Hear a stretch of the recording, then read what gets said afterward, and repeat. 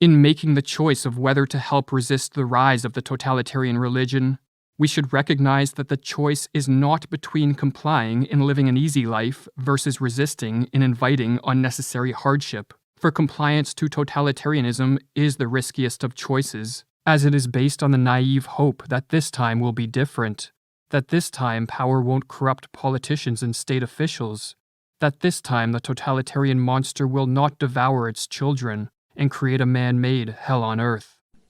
Hey, an alien! Yes, I've travelled across space to check on the progress of your species. Cool. Shall I take you to our leader? Your what? Our leader, the guy in charge. The guy in charge of what?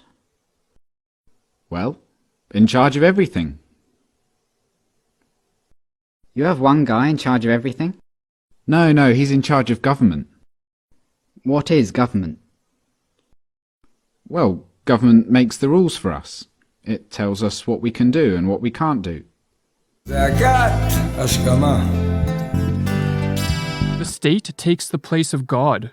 The socialist dictatorships are religions, and state slavery is a form of worship. Since the birth of totalitarianism in the 20th century, much has been written about this form of rule, and millions have read George Orwell's depiction of it in the classic novel 1984. But what is often overlooked is that totalitarianism is more than just a political system. It is a fanatical religion, and this religion is spreading across the globe with a ferocity not seen since the mid-20th century. In this video, we are going to investigate the religious nature of totalitarianism in the recognition that we must know our enemy if we are to defeat it. So is government really smart? They come up with wise rules for you to follow? Well, mostly. But some of its rules are really stupid. Do you disregard those rules? No, we have to follow the rules, even if they are stupid or we disagree with them. Government punishes anyone who disobeys the rules. So you are slaves to government? No, it's not like that at all. Government works for us, the people. It serves us. We're the boss. It tells you what to do, and it punishes you with violence if you disobey it, and yet you're its boss? Yeah.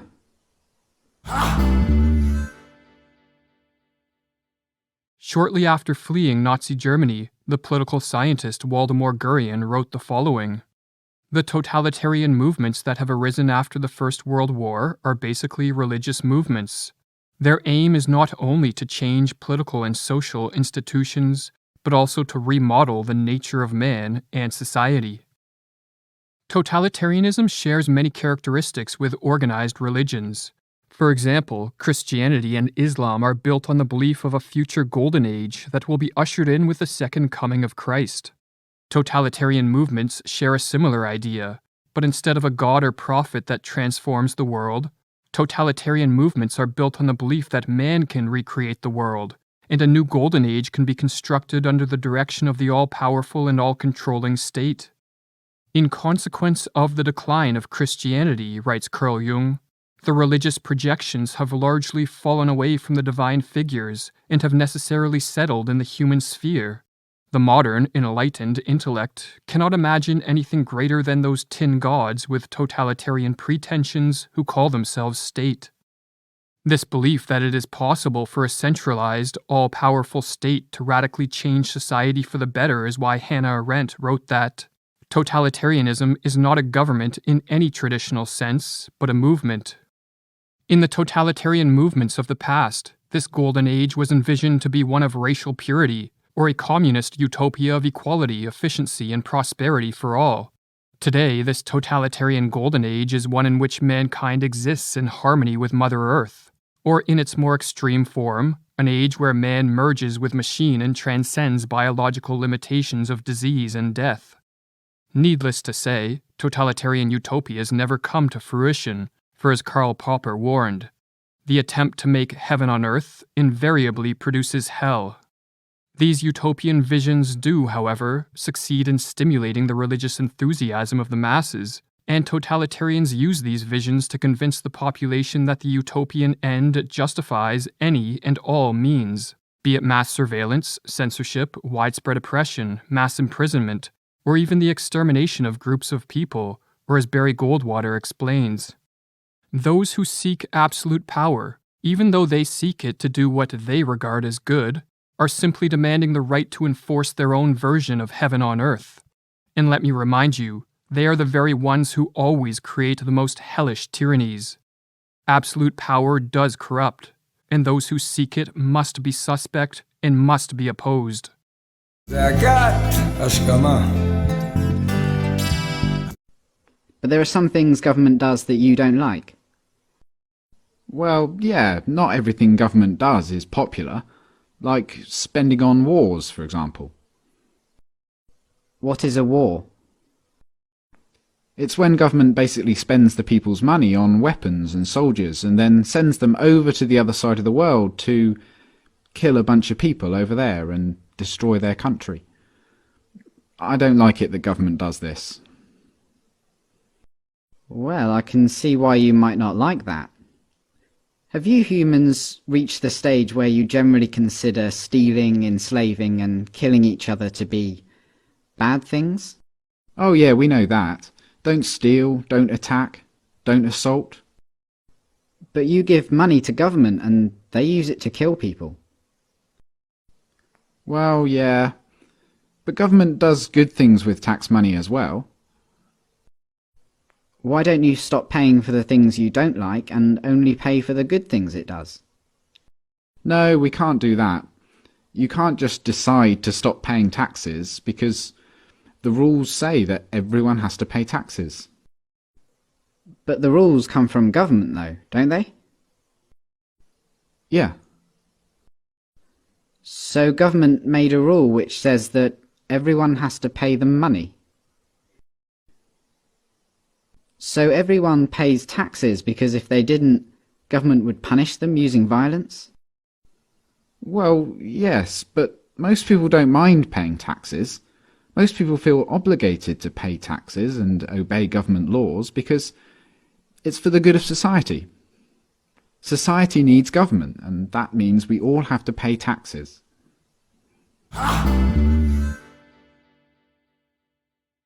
In the totalitarian religion, there are the chosen people and there are the sinners. The chosen ones naively believe in the possibility of a paradisal future and the ability of the state to be the vehicle to effectuate this transformation. They are the pious who follow the state's commands with unquestioning obedience. The sinners are the non-believers. They are the heretics who stand in the way of the so-called greater good and prevent the forward march of history. To use an analogy offered by the Polish philosopher Zygmunt Bauman, the totalitarians see the earth as a garden to which they are anointed to cultivate, and the sinners as the weeds that must be exterminated to bring about the full flowering of the totalitarian utopia. All totalitarian visions of society as garden define parts of the social habitat as human weeds. Like all other weeds, they must be segregated, contained, prevented from spreading, removed and kept outside the society boundaries. If all these means prove insufficient, they must be killed. But removing the weeds is only one part of the totalitarian religious movement. The remaining citizens must be turned into totalitarian true believers, who inwardly assent to a life of strict conformity and obedience to authority. For in totalitarianism, the mere outward display of compliance is not enough. So just to make sure I've got this straight, government makes the rules and you feel obligated to follow the rules, even the ones you don't like, and it tells you what to do and threatens to punish you if you don't do what it says, and it uses some of the money that it's taken from you using threats of violence to pay for things you don't like and actually think are immoral, like mass murder. Yeah, but we can ask it to please tell us to do smart things, and please don't take our money and use it to kill people. We're allowed to ask them to tell us to do what we want them to tell us to do. Are you guys just scared of this thing? Is government some huge monster that can just squish you at any moment if you disobey? זעקת, השכמה. Like all fanatical religions, totalitarian movements seek to control the innermost thoughts of its followers. Referring to Mussolini's fascist dictatorship in Italy, Giovanni Amendola explained, "Fascism did not so much aim to govern Italy as to monopolize the control of Italian consciences. The possession of power is not enough for fascism. It needs to possess the private conscience of all its citizens. It demands the conversion of Italians. Fascism makes the same claims as a religion. It does not promise happiness to those who do not convert." In pursuit of this totalitarian religious transformation, various proselytizing methods are used. Two of these are demagogy and pedagogy, the former being the spreading of state propaganda through art, literature, music, plays, and festivals, and the latter being the ideological indoctrination of the youth via compulsory schooling. The strategy of terror and love is another technique used to proselytize the masses into the totalitarian religion. Citizens are subjected to terror via ongoing wars, continual fear-mongering, false flags, and the ever-present threat of loss of livelihood, property, imprisonment, or death. Yet these displays of terror are interspersed with displays of love. Ceremonial rituals are held to honor the goodwill of the leaders, and continuous propaganda assures the citizens that the regime cares for them and is working hard to keep them safe from the dangers of the world. And as Alexander Stein explains in her book, Terror, Love, and Brainwashing, as in the Stockholm Syndrome, thus does the abuser become the perceived safe haven, a person or an entity to whom one can turn for help, mercy, forgiveness, comfort. No, government isn't a monster. Well, what is it then? Could you draw me a picture of it? Government isn't really the sort of thing you can draw a picture of. Maybe you could take me to it. Where is government? You mean the building? Government is a building. No, but the politicians who make up the government have buildings they work from. So government is a group of these politicians? Yeah. Okay, so what species are these politicians? Well, they're human. Like you? Yeah. So politicians are humans and they're government. You're a human, but you're not government. No. So it's the politicians, they're the ones that boss the rest of you around and make you do things you don't want to do and take your money using threats of violence. But even though you're all humans, you're not allowed to boss them around and take their money? No, they'd put us in a cage if we did that. This alternation of terror and love triggers free-floating anxiety, confusion, and creates a trauma bond between the citizen and the state, a bond that lies at the basis of all cults. Stein explains further. The alternation of love and fear within an isolating environment results in a dissociated, loyal, and deployable follower, who can now be instructed to act in the interests of the leader rather than in his or her own survival interests. Processes of brainwashing rest on the creation of stress or threat with no escape, other than compliance to the apparent safe haven of the totalitarian regime and group. Persistent fear-mongering, in conjunction with promises that compliance to the regime will bring the citizens salvation, creates true believers who will do whatever the regime commands, even if these commands require them to disown friends and family, face economic ruin, spend time in prison, or even go to an early grave. As one example, Nikolai Valenchik, a man loyal to the Soviet regime, was forced to spend 17 years in the hard labor gulags for a crime he did not commit. Yet upon being released, he did not condemn the Stalinist regime. Instead, he stated, "We believed in the party, and we were not mistaken." Other reports tell of political officials and party followers who cried out, "Long live Stalin," as they were being taken out to be shot by the Soviet secret police. As further evidence for the mass religious conversion that takes place under totalitarianism, Hannah Arendt explained, "The amazing fact is that the totalitarian true believer is unlikely to waver in his loyalty when the monster begins to devour its own children. and not even if he becomes a victim of persecution himself, if he is framed and condemned, if he is purged from the party and sent to a forced labor or a concentration camp. On the contrary, to the wonder of the whole civilized world, he may even be willing to help in his own prosecution and frame his own death sentence, if only his status as a member of the movement is not touched. Totalitarianism is a religion that never achieves what it promises. It creates a hell on earth in which many are sacrificed to the god of the state, but none are delivered into the brave new world they were promised. But look, it's not like the politicians can just do whatever they want. Like, a politician can't just come up to me on the street and make me give him money. They can't do that.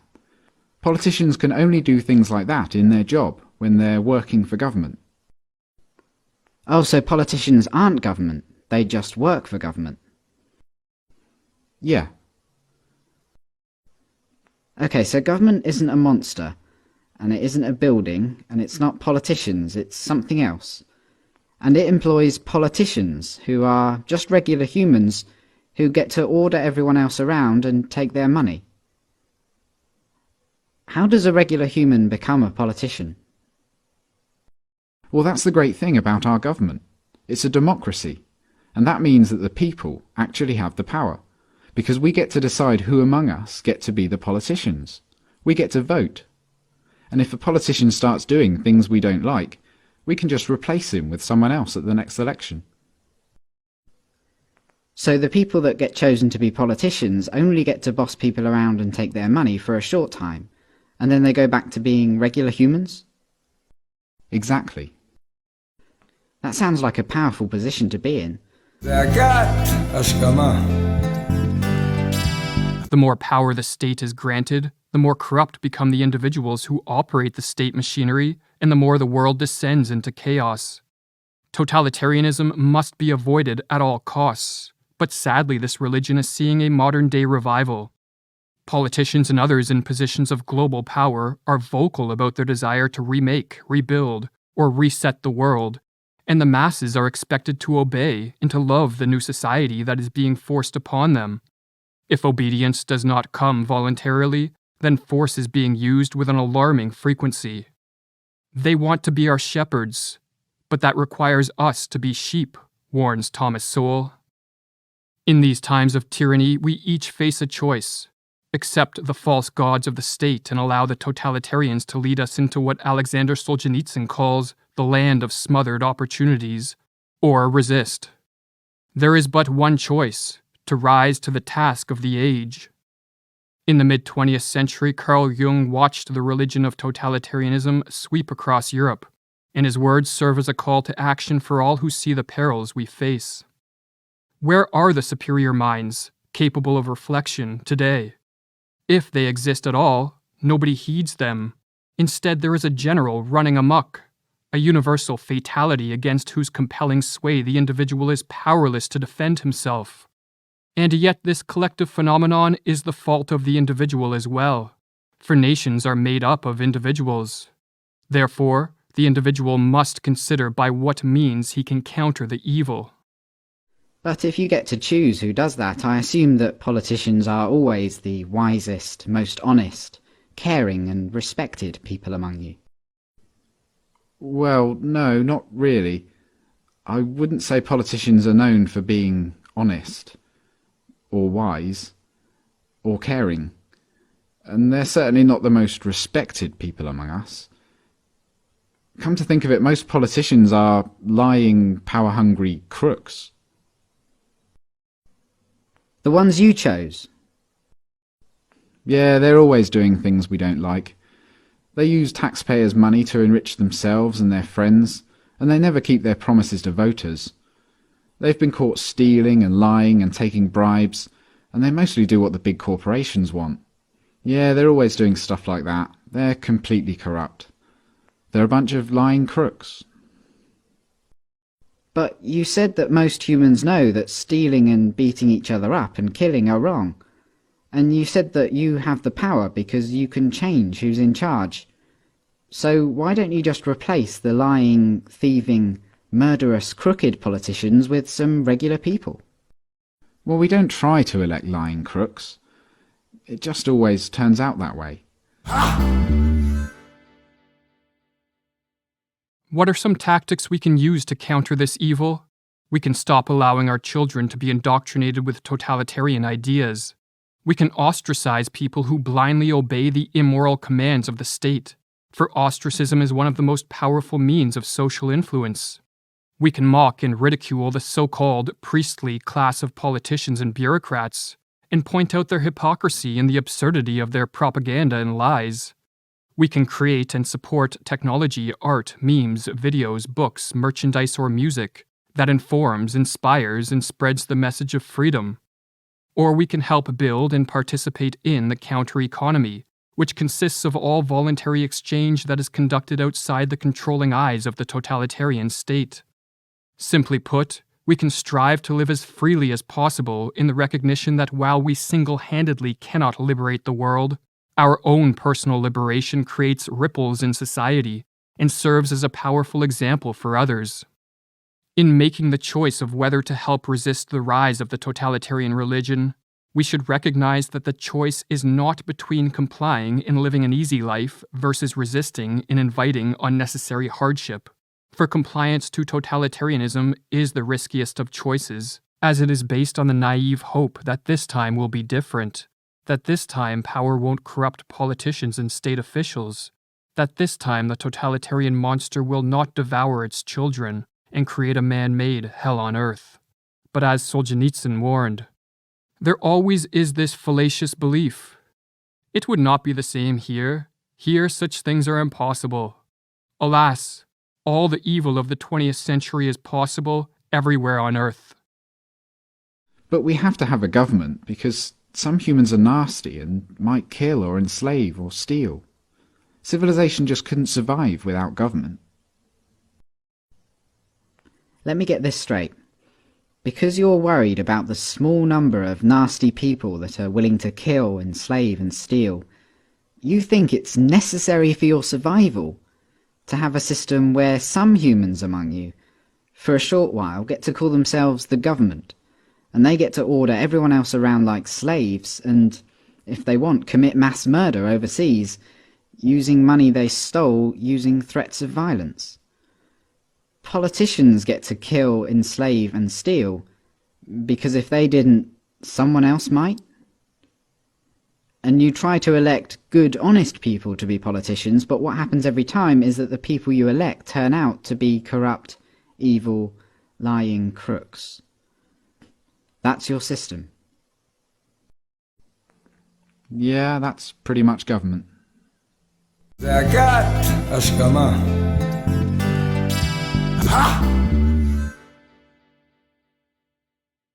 نحن